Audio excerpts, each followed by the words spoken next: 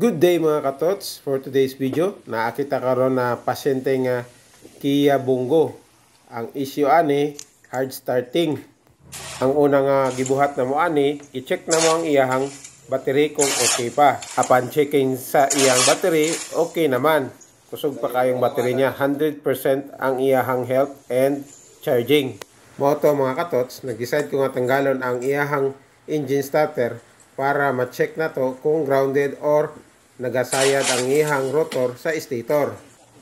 Pasensya na mga katots, wala na ko na kuhaan og video ang pag-ayo na ko ani sa iyang starter. Kay kato nga oras sa mga katots na busy jud ta. Kay kaning oras ani mga katots, hapon na ni.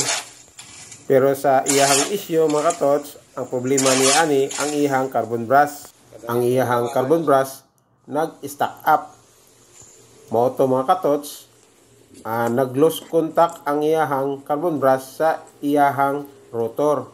Mauto